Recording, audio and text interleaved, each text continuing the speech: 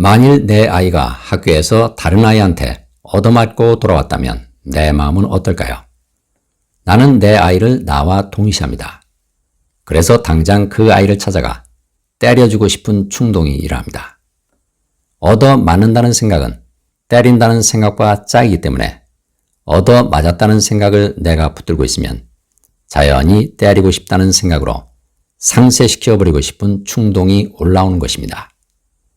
하지만 내 아이가 그 아이를 때린다고 해서 앞으로 그런 일이 되풀이되지 않을까요?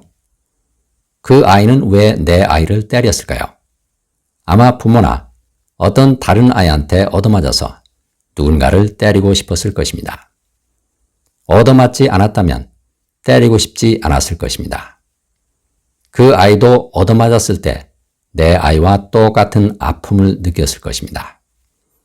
이렇게 내가 그 아이의 입장이 돼보면 내 아이를 때린 그 아이가 바로 나구나 하고 깨닫게 됩니다.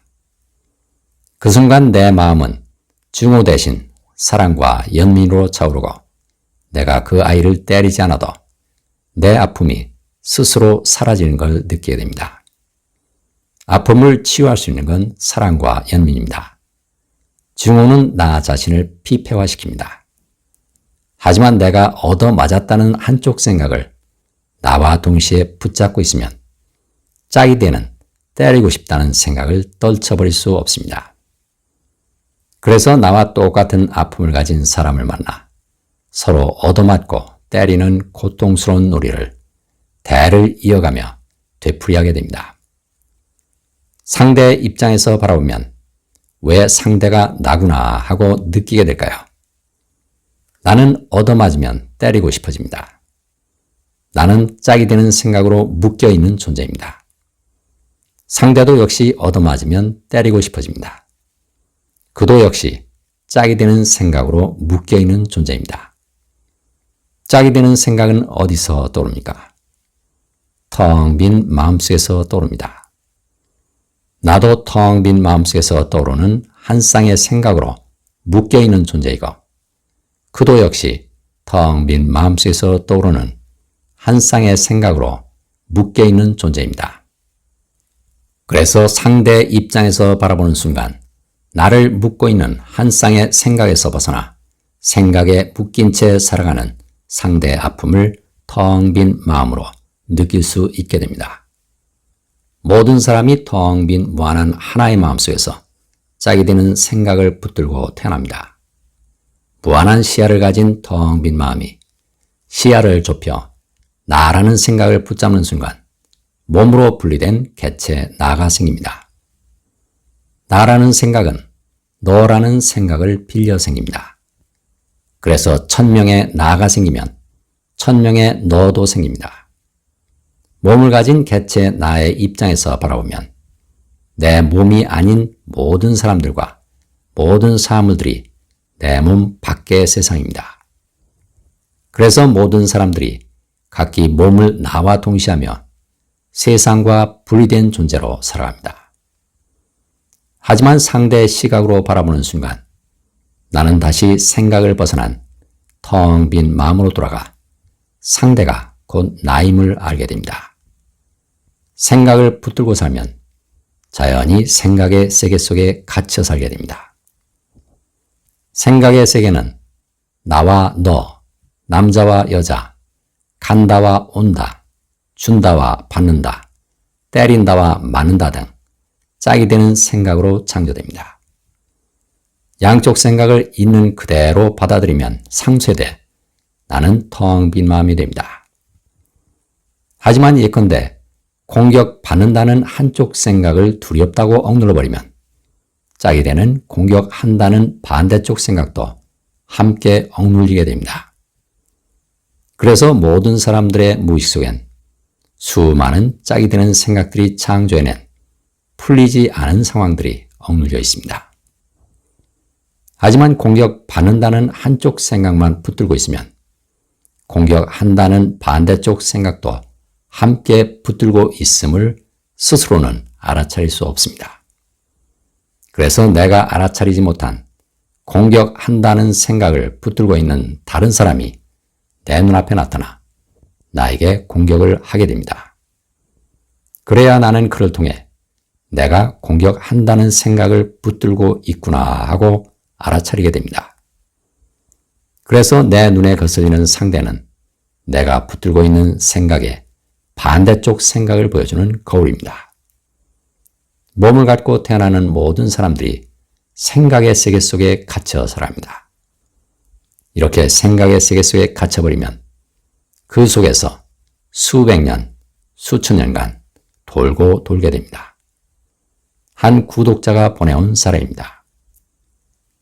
저는 할 일은 많은데 늘 시간이 부족하고 제가 쉬게 되면 남편이 뭐라고 하는 것도 아닌데 마음속에서 늘 집에서 놀면서 뭐 했냐 하는 소리가 들립니다. 다른 사람들이 저한테 남편은 열심히 돈 버는데 놀면서 뭐 했냐 한심하다라고 하는 말이 들립니다. 그래서 늘 시간도 부족합니다.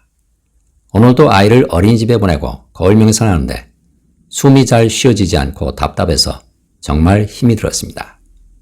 그래서 거울 앞에서 한심하다 한심해 라는 말을 하다가 난 항상 시간이 부족해 라는 말이 나왔습니다. 그러다가 난 맨날 일만 했다. 숨이 쉬어지지 않을 정도로 계속 일만 했다. 쉴 틈이 없었어. 정말 숨 쉴 틈조차 없이 일만 했어. 이제 나도 좀 쉬고 싶어 라는 말이 나왔습니다. 그런데 또 숨 쉬는 게 어려워져 명상을 멈췄습니다. 이렇게 거울 명상만 하면 숨 쉬는 게 힘든데 그래도 계속하면 숨 쉬는 게 나아질까요? 실제로 바쁜 것도 아닌데 늘 시간에 쫓기는 것처럼 바쁘게 느껴지고 가슴이 답답하다면 내 무의식 속에 일을 하지 않으면 버림받는다는 생각을 붙들고 두려움에 떠는 존재가 억눌려 있다는 뜻입니다. 이 존재는 누구이고 왜 내 무의식 속에 억눌려 있게 된 걸까요? 포기하지 않고 하다 보니 어느 순간 그 존재의 모습이 드러나기 시작했습니다. 일을 하지 않으면 올라오는 두려움을 느껴가며 계속 거울 명상을 해보았습니다. 하지만 제 안에서 거울 명상을 피하고자 하는 누군가가 들어있는지 해야지 하면서도 안 하게 되는 날이 많았습니다. 며칠 전 마음을 다잡고 다시 거울 앞에 섰습니다. 난 늘 시간이 없다. 나도 좀 쉬고 싶다. 아무것도 안 하고 싶다. 아무것도 안 하고 살고 싶다. 쉬고 싶다. 놀고 싶다 라고 계속 외쳤어요. 요즘 거울 명상을 하면 얼굴이 크게 일그러지기보다는 얼굴색이 굉장히 탁해집니다. 검은색과 회색으로 변한 제 얼굴이 보여요.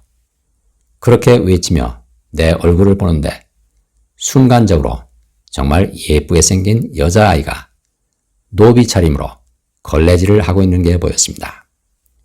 6, 7살쯤 돼 보이는 눈이 말똥말똥한 아이였습니다. 굽신굽신 집주인의 기분을 맞춰가며 웃으면서 걸레질을 열심히 하고 있었습니다.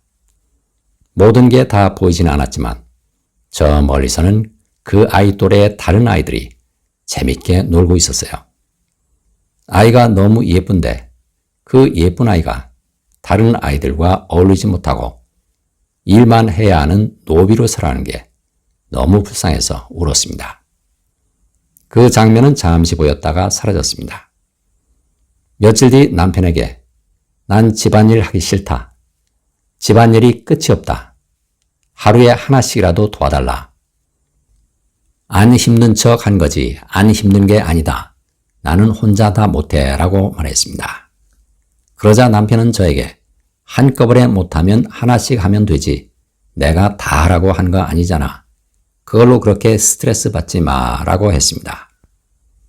남편이 나에게 집안일을 하라고 다그친 것도 아닌데 내 무의식 속에 억눌려 있는 먼 옛날의 그 어린아이는 여전히 집안일을 다 하지 않으면 집주인한테 버림받는다고 생각하며 두려움에 떨고 있습니다. 남편을 집주인으로 착각하는 것입니다. 내 몸은 지금 이 시대에 살고 있는데 내 마음은 노비로 일하던 과거 시대에 살고 있습니다. 노비로 일하던 그 아이는 왜 내 무의식 속에 억눌려 있는 걸까요? 일을 안 하면 난 주인한테 버림받는다는 한쪽 생각을 두려움으로 억눌러 놓아 붙들고 있었기 때문입니다. 이처럼 내가 버림받는다는 한쪽 생각을 붙들고 있으면 세상은 버린다는 반대쪽 생각을 붙들고 내게 다가옵니다. 그래서 남편이 나를 버리는 게 아닌데도 나 혼자 세상이 언제든지 나를 버릴지 모른다는 두려움에 떨며 살아갑니다. 현실 전체가 텅 빈 마음속에서 떠오르는 짝이 되는 생각으로 창조되는 환영입니다. 이 사실을 깨닫고 살아가면 삶은 어떻게 달라질까요? 나는 한쪽 생각을 붙든 채 생각의 세계 속에 갇혀 살아가지 않고 양쪽 생각으로 창조된 생각의 세계를 들여다보는 텅 빈 마음인 관찰자로 살아갑니다. 사례를 보내신 분께 감사드립니다. 사례를 보내실 곳은 swkim1217@naver.com입니다. 감사합니다.